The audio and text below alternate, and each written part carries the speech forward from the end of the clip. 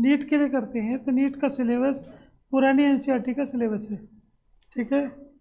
तो नीट के लिए आपको पूरी एनसीईआरटी पुरानी वाली लगानी होगी, क्योंकि नीट का सिलेबस चेंज नहीं हुआ है, ठीक है।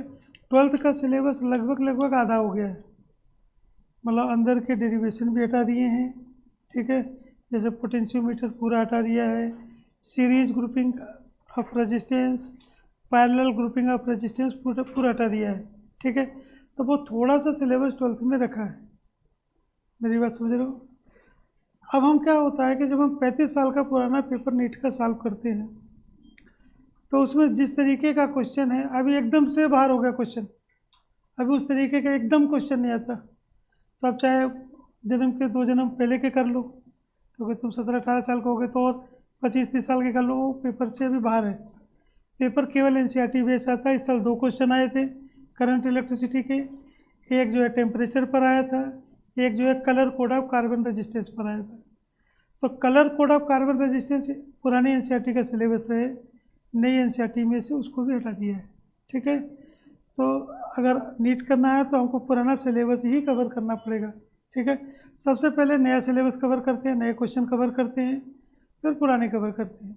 तो नए क्वेश्चन में एक टेम्परेचर का जो क्वेश्चन है वो बार बार पूछ रहा है, और टेम्परेचर में खाली एनसीईआरटी में ही 5 से 7 क्वेश्चन है, मतलब एक ही पोर्शन पे 7 क्वेश्चन लगभग एनसीईआरटी में दे रखा है टेम्परेचर का। तो हम तुमको फॉर्मूला समझा रहे हैं, एनसीईआरटी के क्वेश्चन सिखा रहे हैं, ठीक है। एक ही बार में पूरा कंप्लीट करना आज के आज, ठीक। चालू करते हैं।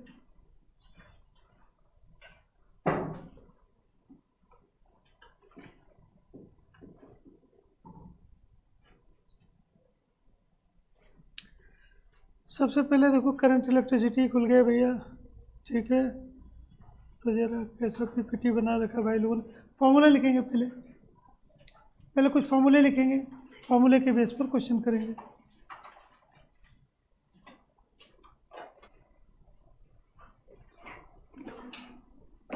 केवल न्यूमेरिकल की क्लास है, कोई थ्योरी वोरी नहीं है, ठीक है। थोड़ा बहुत जो फॉर्मूला यूज होता है उसको यूज करेंगे। तो टॉपिक का नाम डाल दो करंट इलेक्ट्रिसिटी। टॉपिक का नाम डाल लो करंट इलेक्ट्रिसिटी।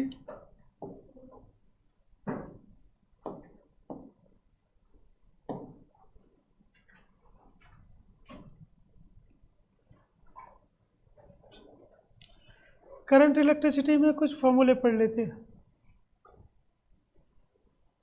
एक तो करंट का यूनिट पढ़ लो एम्पियर, करंट की यूनिट क्या पढ़ लो एम्पियर। एक फार्मूला होता है करंट और ड्रिफ्ट वेलोसिटी का, I equal to N E A V D. I equal to क्या था बोलो, N E A V D. V D कौन सी वेलोसिटी है, ड्रिफ्ट वेलोसिटी। ड्रिफ्ट मतलब क्या होता है, घिसकना, सरकना। तो ड्रिफ्ट वेलोसिटी कितनी होती है इलेक्ट्रॉनों की, 10 की पावर -4। तो ड्रिफ्ट वेलोसिटी की वैल्यू कितनी होती है बोलो, 10 की पावर -4 मीटर। 10 की पावर -4 मीटर मतलब 1 घंटे में 1 फीट जाता है। तो 1 घंटे में 1 फीट चलता नहीं, सरकता है, इसलिए इसको क्या बोलते हैं, ड्रिफ्ट वेलोसिटी। ड्रिफ्ट वेलोसिटी का फॉर्मूला बोलो, यानी E tau by M minus E tau by M. Minus use करने की जरूरत नहीं है, माइनस का मतलब है इलेक्ट्रॉन की दिशा इलेक्ट्रिक फील्ड के क्या है, अपोजिट है। तो फॉर्मूला बोलो minus E tau by M. एक फॉर्मूला बोलो I equal to N E A V D. Drift velocity की वैल्यू बोलो, करंट की वैल्यू बोलो एम्पियर, करंट की यूनिट क्या होती है एम्पियर। करंट का फॉर्मूला बोलो Q, I equal to Q by T. I equal to क्या होता है, और फॉर्मूला यूज कर लो Q equal to N E. Q equal to क्या होता है एन ई। यहाँ से देखते हैं ओम्स लॉ का फॉर्मूला, वी इक्वल टू क्या होता है I R. V equal to क्या है, आर क्या है यहाँ पर रजिस्टेंस है। आर का फॉर्मूला क्या होता है, M L by N E square tau है। आर का फॉर्मूला बोलो, आर का फॉर्मूला बोलो,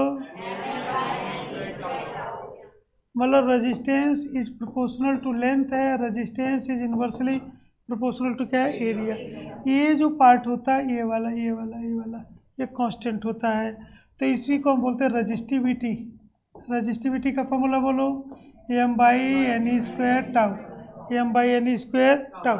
तो जब हम इसको रखेंगे तो R equal to rho L by A हो जाएगा। R इक्वल टू क्या होगा बोलो? R क्या है? रेजिस्टेंस। R क्या है?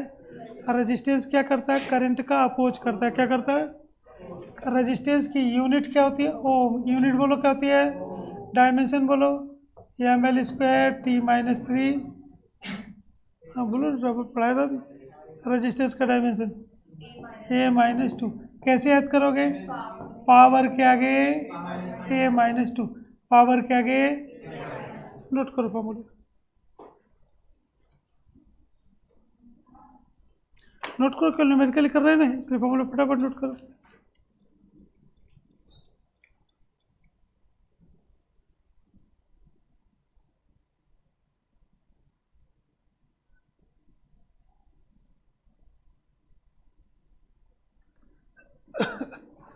करंट की यूनिट क्या है? एम्पियर।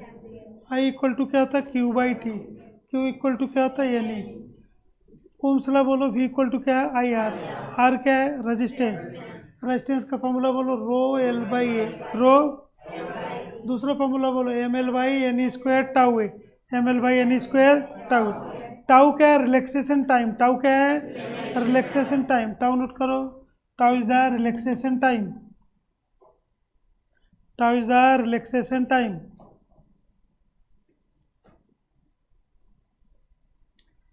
टाउ क्या है यहाँ पर? रिलैक्सेशन टाइम है। रो क्या है? रजिस्टिविटी है। M by N E square tau. ठीक है, बस ज़्यादा नहीं। वापस हो।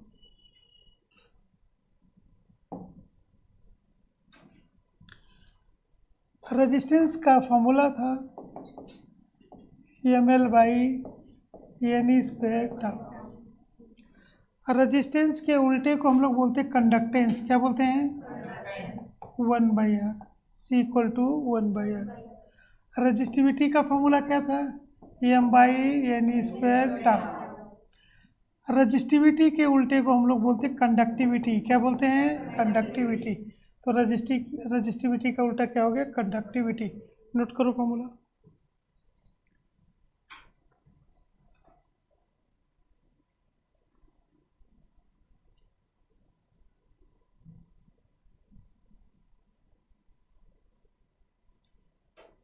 रजिस्टिविटी के उल्टे को हम लोग बोलते हैं कंडक्टिविटी।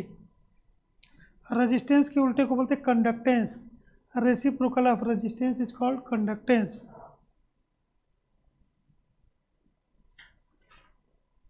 यहाँ पर देखें,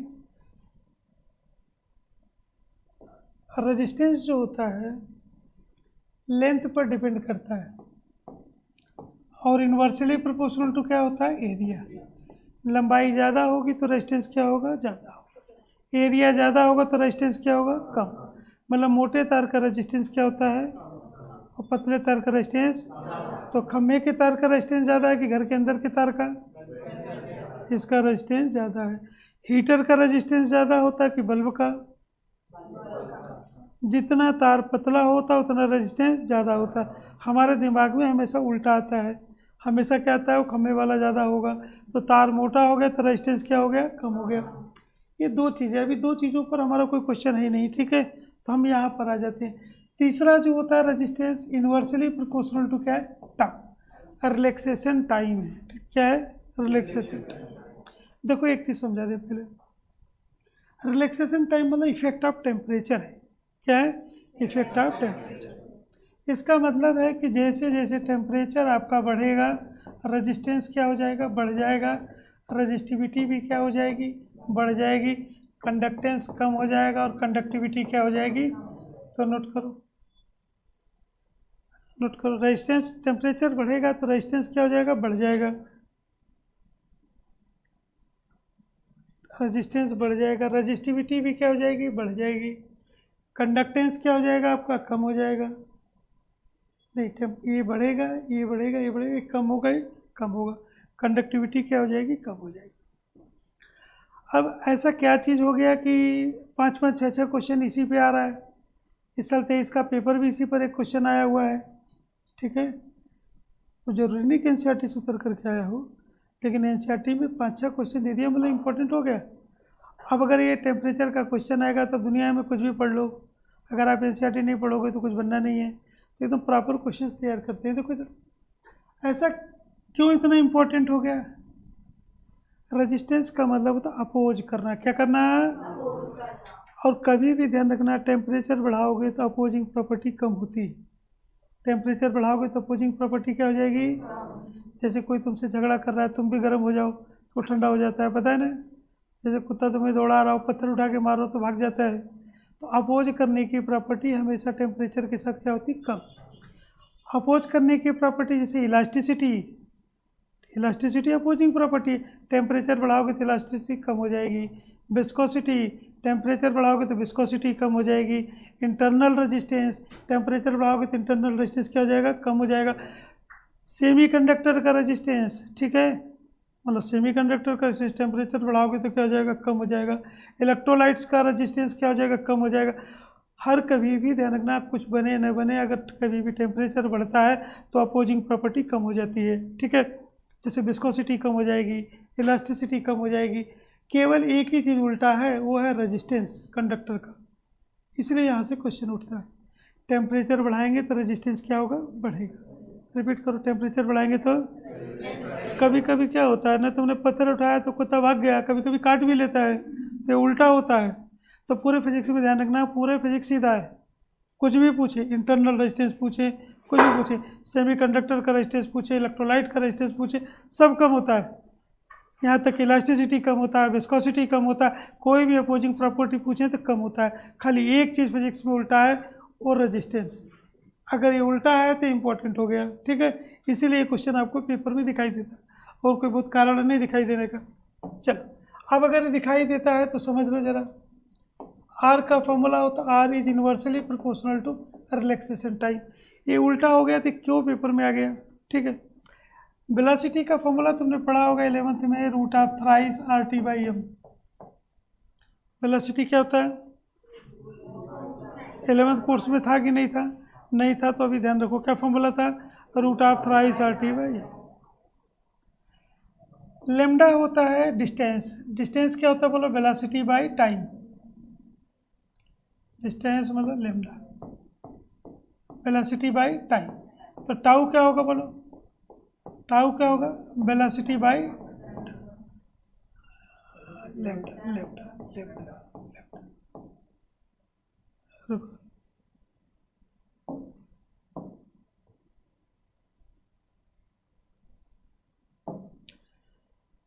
वेलोसिटी का फॉर्मूला क्या होता है? Lambda by tau, distance by time. Tau यहाँ पर रिलैक्सेशन टाइम है, थोड़ी देर बाद समझते हैं रिलैक्सेशन टाइम क्या होता है। तो टाउ क्या हो जाएगा बोलो?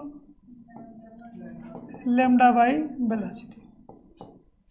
अब रिलैक्सेशन टाइम होता क्या चीज़ है? कभी देखा होगा कि ये इलेक्ट्रॉन है, ये इलेक्ट्रॉन ने इससे टक्कर मारा, अब इससे टक्कर मारेगा, तो दो टक्कर के बीच टाइम है कि नहीं है? दो टक्कर के बीच रिलैक्स है कि नहीं है? तो उसी टाइम को बोलते हैं रिलैक्सेशन टाइम। क्या बोलते हैं? तो वेलोसिटी अगर आपकी टेम्परेचर बढ़ेगा तो वेलोसिटी आपकी क्या होगी? बढ़ जाएगी। वेलोसिटी अगर आपकी बढ़ जाएगी तो रिलैक्सेशन टाइम क्या हो जाएगा? कम हो जाएगा। और अगर रिलैक्सेशन टाइम कम हो जाएगा तो रेजिस्टेंस क्या हो जाएगा? बढ़ जाएगा। तो रेजिस्टेंस बढ़ने का पर्पज़ क्या है? Decrease the relaxation time. कौन सा टाइम डिक्रीज होता है? रिलैक्सेशन टाइम क्या हो जाता है? डिक्रीज हो जाता है। कोई दिक्कत? अच्छा, वैसे भी देखो, कभी कभी मोहल्ले में देखना झगड़ा होता है, ऐसा जैसे झुग्गियाँ बनी रहती है आगे पीछे, ये अपने घर पे बैठ के गाली बकती है, अपने घर पे गाली बकती है, ऐसे एक दूसरे को गाली बकते रहते हैं। 1 घंटा 2 घंटा 3 घंटा होता है, थक जाते हैं, ये अपने घर के अंदर चली जाती है, ये भी चली जाती है। 1-2 घंटे आराम करके आके फिर कुछ बोलती है तो ये भी फिर निकल आती है, ये भी कुछ बोलती है। तो जितनी देर रिलैक्स करते हैं उसे क्या बोलते हैं? रिलैक्सेशन। अच्छा, मान लो किसी बात पर अंदर गई, मान लो किसी बात पर अंदर गई, इसका टेम्परेचर बढ़ गया, तो जल्दी निकलेगी कि देर से निकलेगी? तो जल्दी निकल जाएगी। तो टेम्परेचर बढ़ने पर केवल क्या चीज़ कम होता है? Relaxation time. क्या कम होता है? टेम्परेचर बढ़ेगा तो क्या कम होगा? और रिलैक्सेशन टाइम कम होने से रेजिस्टेंस क्या हो गया? बढ़ गया। रिलैक्सेशन टाइम कम होने से रेजिस्टेंस क्या हो गया? कोई डाउट है? रिलैक्सेशन टाइम समझ में आ गया? अगर कभी भी किसी भी कारण से आपका टेम्परेचर बढ़ा तो आपके आराम करने का समय क्या हो जाएगा? कम हो जाएगा, आप जल्दी आ जाओगे लड़ाई करने। ठीक है, रिलैक्सेशन टाइम कम हो जाएगा, नोट करो जरा।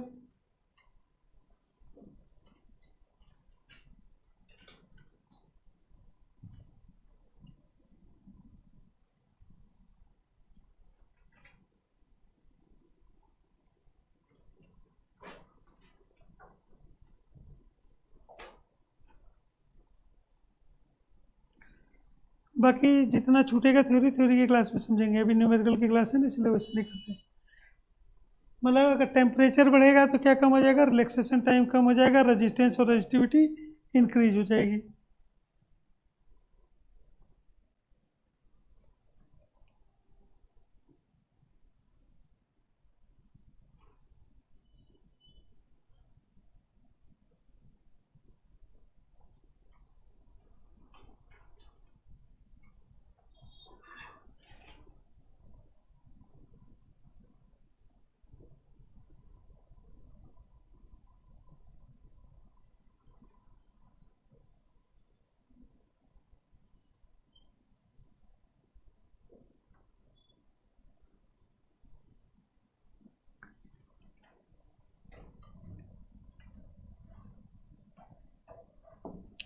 एक फॉर्मूला देखते हैं जिस पर क्वेश्चन आपको पूछता है।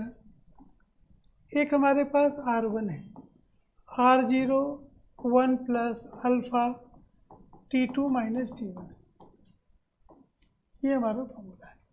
फॉर्मूला रिपीट करो, R1 equal to R0 1 plus alpha T2 minus T1। इतना न याद करने की इच्छा हो तो ऐसे याद कर सकते हो, R1 equal to R0 1 plus alpha del T, 1 plus alpha del T. Del T की जगह हमने क्या लिख दिया है, T2 minus T. Del T की जगह क्या लिख दिया है, जरा इस क्वेश्चन को इसको इंटू कर लो तो अंदर, इसको अंदर इंटू करो। R1 equal to R0 plus R0 alpha T2 minus T, इधर ले आओ, इसको RT कर दो, माइनस R0, बोलो R0 alpha T2 minus T, इसको नीचे डिवाइड मार दो। अल्फा इक्वल टू बोलो RT minus R0 into T2 minus T, ये फॉर्मूला बना लो।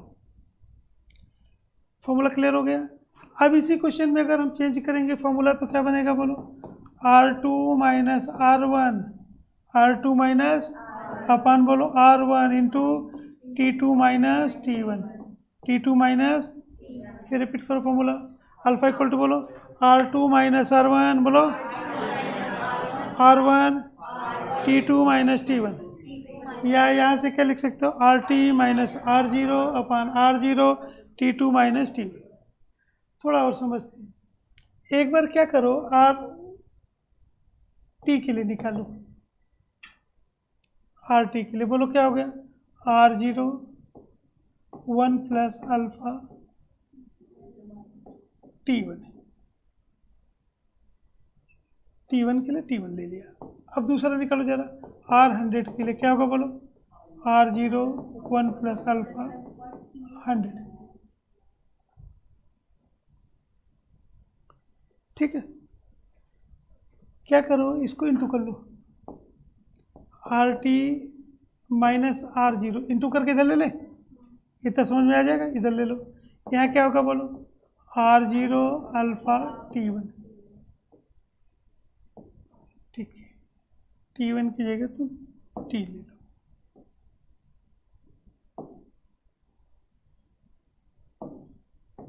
ठीक है। इधर देखो, ये अल्फा क्या जाएगा, T, इसको इधर लो, R100 माइनस कितना है R0 इक्वल टू क्या है, बोलो R0 अल्फा 100। R0 से क्या कैंसिल हो गया, R0, अल्फा से क्या कैंसिल हो गया, अल्फा। T का फॉर्मूला बनाओ, RT माइनस R0 अपन बोलो R100 माइनस R0 इंटू, अरे इधर जाके इंटू 100 हो गया। ये किसी भी चीज़, किसी भी थर्मामीटर का फॉर्मूला बना सकते हो। देखो फॉर्मूला कैसे बनाते हैं, T का फॉर्मूला बोलो R T minus R zero अपन बोलो R100 माइनस R0 इंटू 100। ये रेजिस्टेंस थर्मामीटर का फॉर्मूला है। कल तुमको लिक्विड थर्मामीटर का फॉर्मूला होगा, लेंथ के फॉर्म में होगा, तो फॉर्मूला बनाओ एल टी माइनस बोलो एल जीरो अपन बोलो L100 माइनस L0 इंटू 100।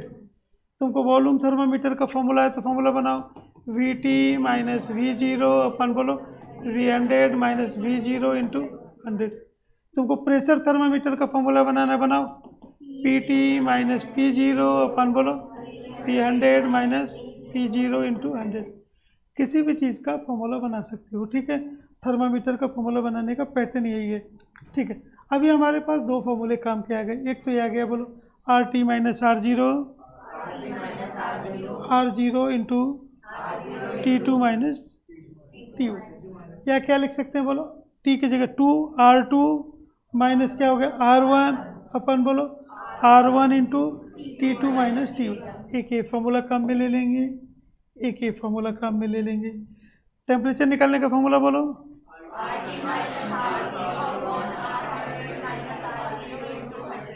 कोई दिक्कत है? फॉर्मूला बनाना आ गया? और स्लो कराऊं? आ गया, उतार लो।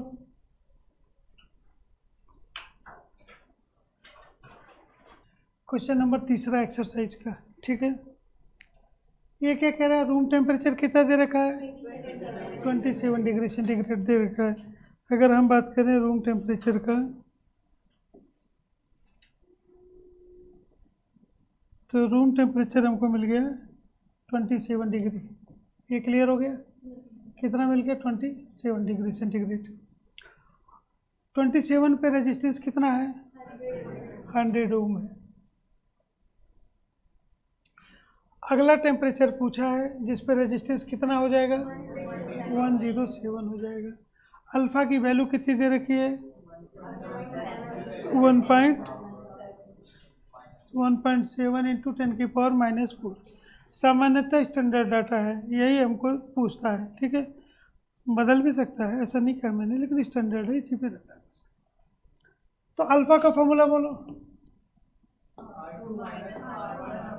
R2 माइनस R1 अपन बोलो R1 into T2 minus T। पूछा क्या है हमको टेम्परेचर, इसको इधर पलट लो T2 minus T1। R2 minus कितना है बोलो R1 अपन R1 इंटू अल्फा। R2 कितना दे रखा है तुम्हें 117 माइनस R1 कितना दे रखा है 100। R1 की वैल्यू कितना है 100। अल्फा कितना दे रखा है 1.7 इंटू 10⁻⁻⁴। ये सॉल्व हो जाएगा। ये कितना हो गया, ये कितना हो गया 10⁻⁻²। ये कितना हो गया 17 इंटू 10⁻²। 2 कहाँ से चला गया, नीचे कितना है, ये कितना हो गया 10। ये कितना हो गया कुल 1000।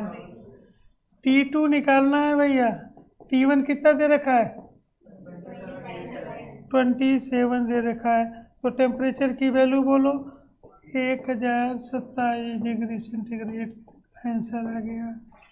कोई डाउट है, नोट करो।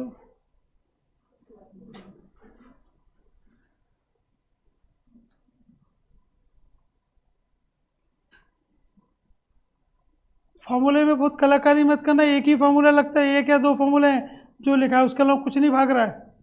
अपनी तरफ से बहुत दिमाग उमाग मत लगाने लगना, ठीक है। इसी क्वेश्चन को 4-4 5-5 बार करो, एनसीईआरटी पूरी करो बार बार।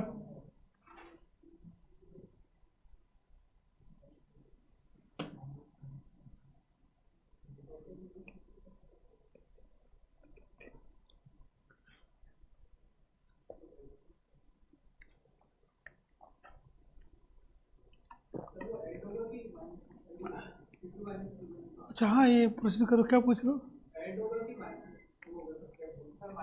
अच्छा ये इधर जाके क्या होगा, अरे ये इधर जाके क्या होगा प्लस होगा ना। मतलब ऐसे ऐसे क्वेश्चन पूछ रहे हो, बताओ एक बार डाटा और समझाएं कि आगे क्लियर हो गया। देखो मैंने फिर कहा टेम्परेचर के क्वेश्चनों को अच्छे से कर लो, परीक्षा में क्वेश्चन दिखाई दे जाएगा। एनसीईआरटी के बाहर बहुत अच्छे से करने की जरूरत नहीं। 35-35 साल का लगाते हैं हम लोग पेपर, तो मान लो टाइम पास करना ही रहता है तो लगाएंगे ही। लेकिन अभी जो पेपर आ रहे हैं वो नीट के आसपास ही आ रहे हैं पूरे। ये नहीं आया होगा अभी इस साल जो आया, अभी मैं तुम्हें कराता हूँ अभी क्वेश्चन।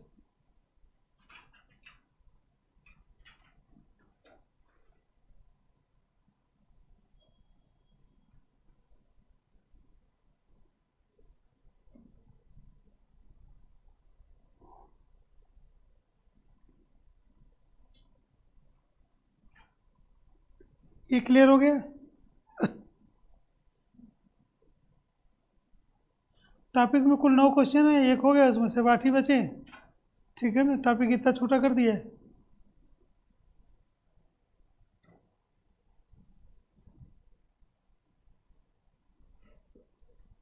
फॉर्मूला फिर से बोलो, R2 माइनस R1 अपन बोलो R1 into T2 minus T1। इधर क्या लिखोगे, अल्फा।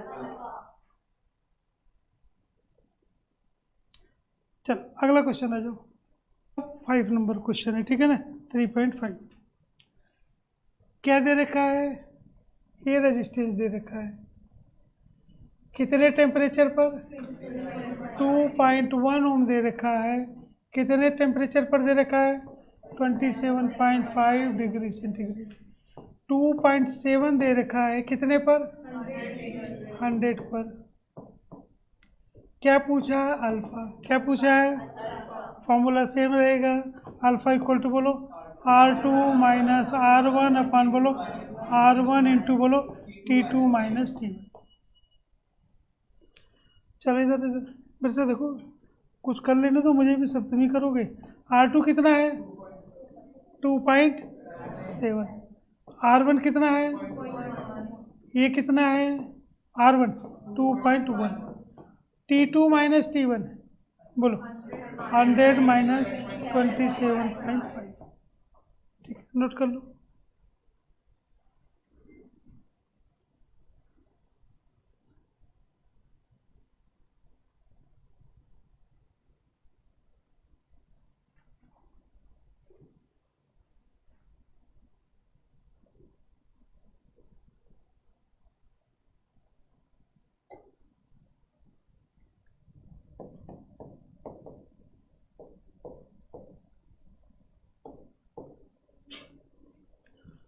आंसर आ गया 0.0039 पर डिग्री सेंटीग्रेड। देखो एनसीईआरटी का मतलब होता है, जो डाटा होता है ना हमेशा कन्फ्यूजन वाला देगा, हमेशा कठिन देगा। नीट में आएगा तो डाटा एकदम इजी हो जाता है। ठीक है ना, ये बात क्लियर हो गई। ये सॉल्व कर लोगे, संघर्ष करके कर लोगे, संघर्ष कराऊं, ये माइनस करा दूं, कर लोगे। ठीक,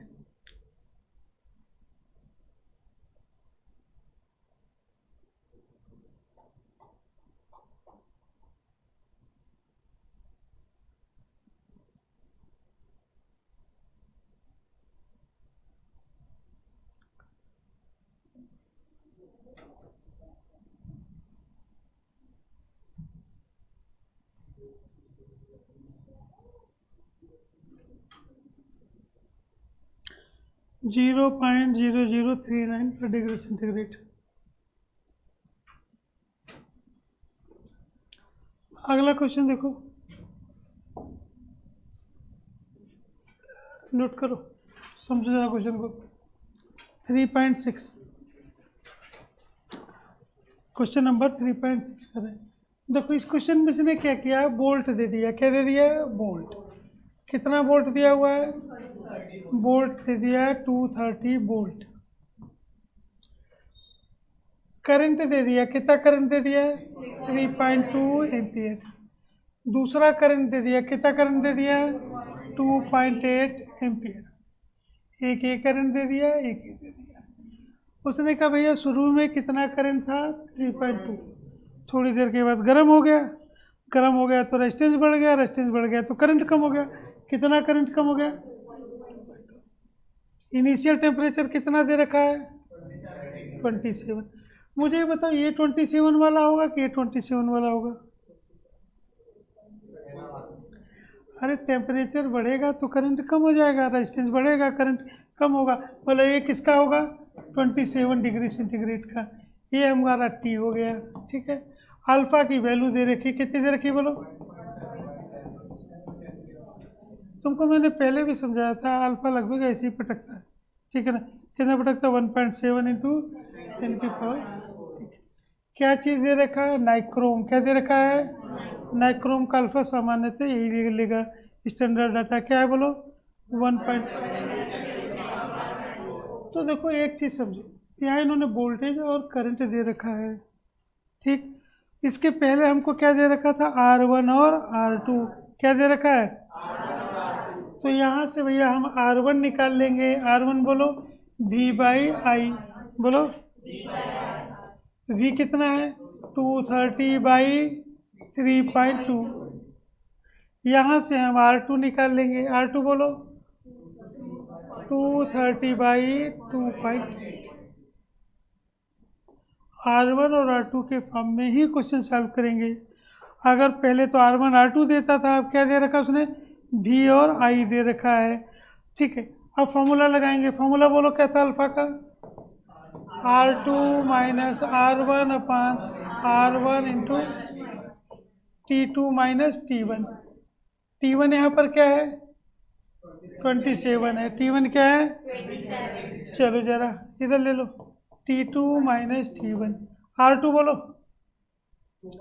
230 बाई 2.8 माइनस 230 बाई कितना? 3.2। R1 बोलो 230 बाई 3. ठीक, अल्फा कितना? 1.7 इंटू 10 की पावर -4। देखो थोड़ा थोड़ा सॉल्व करना सिखा देते हैं। 230 मैंने यहाँ डिवाइड इसलिए नहीं किया, तो यहाँ से सीधा कॉमन आएगा और इससे कट जाएगा कि नहीं कटेगा? तो कट जाएगा। तो बोलो T2 माइनस T1 क्या बचेगा? 1/2.4 माइनस 1/3.2 अपन बोलो नीचे कितना है? इसको एलसीएम लेके सॉल्व कर लो। एलसीएम लो जरा इसका, कितना आएगा? सीधा लो 3.2 माइनस 2.8 अपन कितना है बोलो? 2.8 इंटू नीचे कितना है? 1/3.2 इंटू कितना है? ये तो यही आ गया बोलो 1.7 इंटू 10 की पावर ए से कैंसिल हो गया। चलो क्या क्या बचा तुम्हारे पास? अपान कितना है? 1.7 इंटू ये माइनस करो तो कितना हो गया? अरे माइनस करो ना भैया, कितना हो गया? 0.4। पॉइंट से पॉइंट काट दो तो 4 बाई कितना हो गया? 28। तो कितना हो गया बोलो?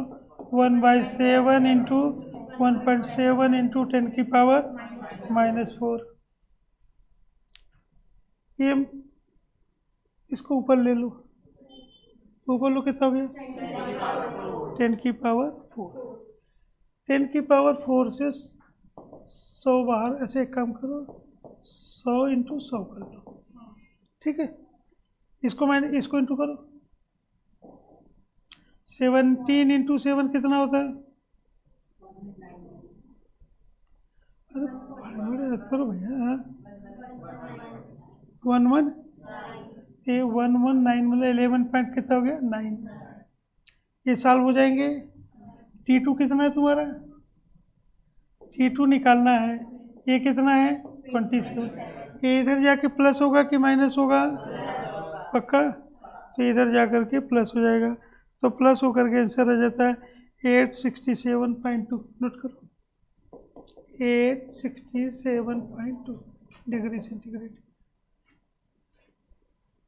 एक मिनट, इसको नीचे वाले में करो।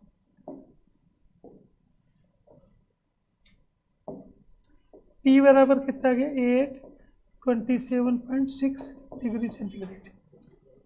862 67.2। ठीक, ऐसा नोट कर लो। देखो क्वेश्चन में खाली क्या उसने चेंज किया है, भी और आई के फॉर्म में पूछ लिया। किस फॉर्म में पूछ लिया है? तो आर निकाल लोगे। चलो नोट कर लो इसको।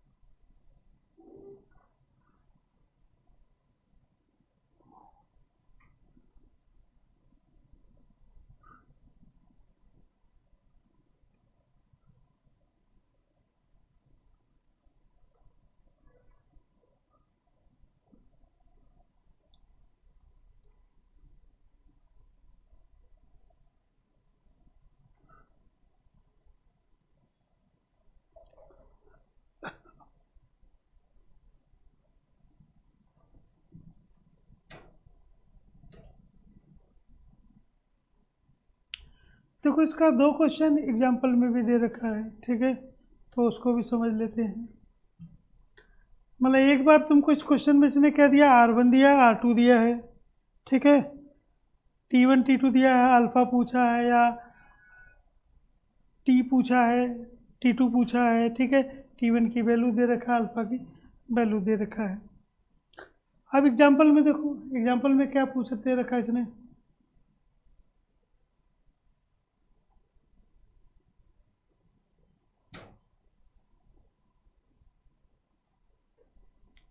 हो गया, मिटा दूँ?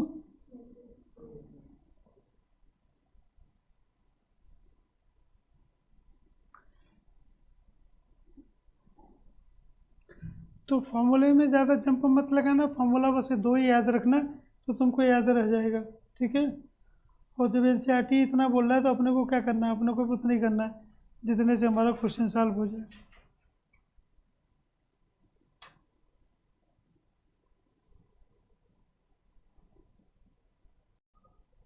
एग्जाम्पल का 3.3 करेंगे। एग्जाम्पल का क्वेश्चन देखेंगे 3.3, टेम्परेचर का क्वेश्चन है। देखो क्वेश्चन क्या दे रखा है, एक बार टेम्परेचर दे रखा है, रूम टेम्परेचर कितना दे रखा है 27, मतलब T1 की वैल्यू कितनी दे रखी है 27 डिग्री सेंटीग्रेड दे रखी है। रेजिस्टेंस कितना मिला इस पर 75.3।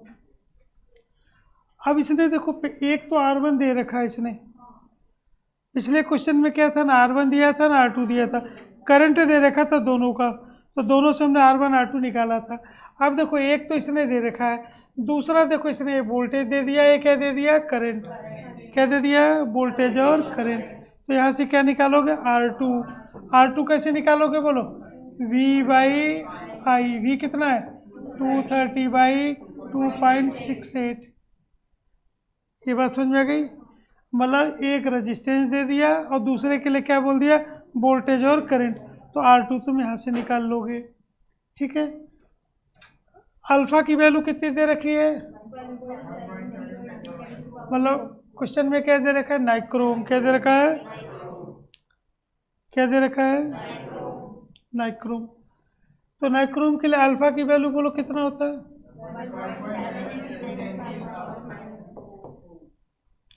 फॉर्मूला बोलो, फॉर्मूला याद हो गया होगा, क्या फॉर्मूला लगाएंगे,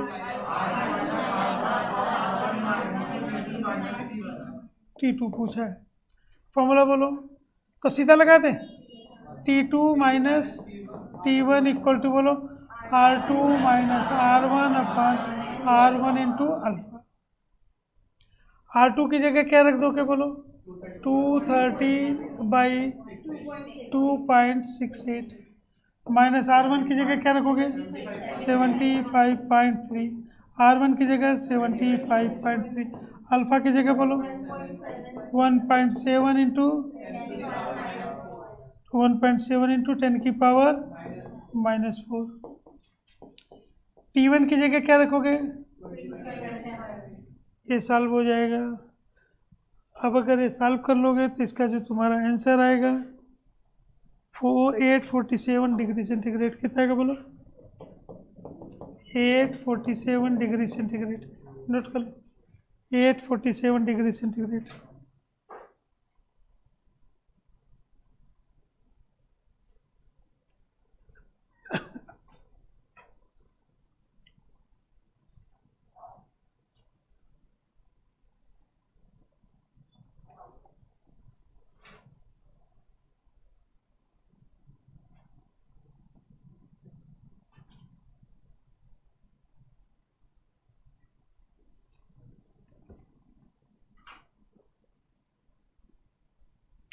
देखो ये हमारे लिए एकदम टेंशन का विषय नहीं है, ठीक है ना।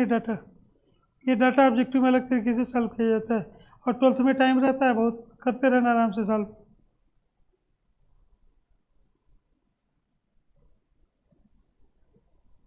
एक रेजिस्टेंस दे रखा है प्लेटिनम वायर का, कितना ओम टेम्परेचर है 5 ओम, दूसरा वाला कितना है 5.23 ओम।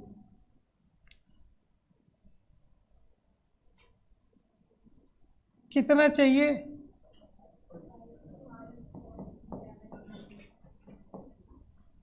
कैलकुलेट द टेम्परेचर ऑफ,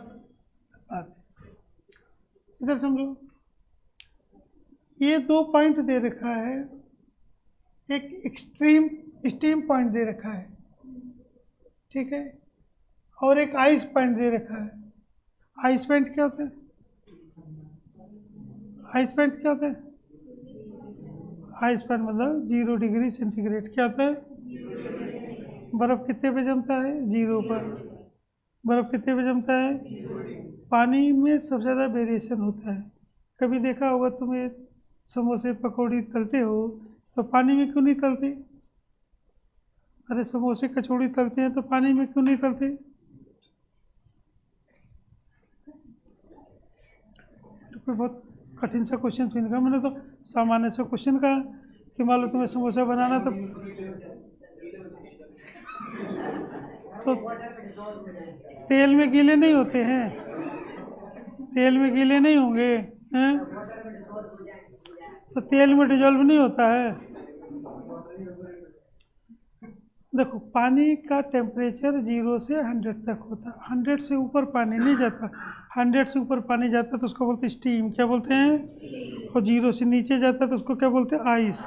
कोई नहीं कहता है कि मेरे घर में -10 डिग्री सेंटीग्रेड का पानी रखा है, किसी के घर में देखा है ठंडा पानी रखना -10 का, 0 से नीचे जाओगे तो कहीं बदल जाएगा आइस में, कहीं बदल जाएगा। किसी को देखा कि मेरे घर में 20 डिग्री सेंटीग्रेड का आइस रखा है, ऐसा गर्म वाला नहीं ना, जैसे ही 0 के ऊपर आएगा कहीं बदल जाएगा पानी में, पानी 100 के ऊपर जाएगा तो कहीं बदल जाएगा स्टीम में। ये जो पूड़ी पराठे जितने तलते हैं ना सभी 300-400 पे तले जाते हैं, पानी 100 से ऊपर जाता नहीं है, नहीं तो पानी में तलो ना भैया नुकसान भी नहीं करेगा, तेल तो नुकसान भी करता है, ठीक है। तो बहुत सारी चीज़ों से आप बच जाओगे, मेरी बात समझ में आ गई। तो पानी का एक अपना कैरेक्टर है 0 से लेकर के 100, वो चाहता तो 0 और 100 भी बोल देता, ठीक है, उससे थोड़ा बहुत पूछ लिया तुमसे। आइस मतलब 0, आइस मतलब ये टेम्परेचर कितने डिग्री सेंटीग्रेड का है 0 डिग्री सेंटीग्रेड का है, और ये टेम्परेचर कितने डिग्री सेंटीग्रेड का 100 का, ये 0 का है ये 100 का है। अब ये पूछ रहा है ये किस टेम्परेचर पर होगा। एक फॉर्मूला लिखाया था टेम्परेचर निकालने का, क्या निकाला था बताओ, RT माइनस बोलो R0 अपन बोलो R100 माइनस R0 इंटू 100, ये फॉर्मूला ध्यान रहेगा। चलो जरा समझो जरा, RT कितना दे रखा है बोलो 5.75, R0 कितना है 5, R100 कितना है 5.23। R0 कितना है 5 इंटू कितना 100 इंटू हो जाएगा भैया। इसको सॉल्व करो कितना हो गया 0.75। इसको सॉल्व करो 0.23 इंटू कितना है 100। ये पॉइंट में निपटा दो। टी की वैल्यू बोलो कितना हो गया 75/23 इंटू कितना है 100। क्या बोल रहे हो ये 7 कहाँ लिखा मैंने? अच्छा मैंने नहीं लिखा है यही वाला 7। अच्छा 795 तो क्या बचेगा भैया 95। तो दो हटा दो या 3 हटा दो, पहले तीनों हटा दो। बोलो 795 इंटू कितना हो गया ये काट दो 7950 इंटू कितना 23 डिवाइड मार देना। ठीक है डिवाइड मार देना। लगभग आता 345.65।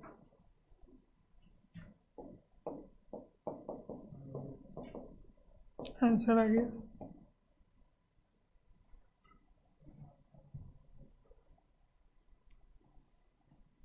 सबको क्लियर है फॉर्मूला? कोई ऐसा तो नहीं ना भैया? क्लियर है तेरे को?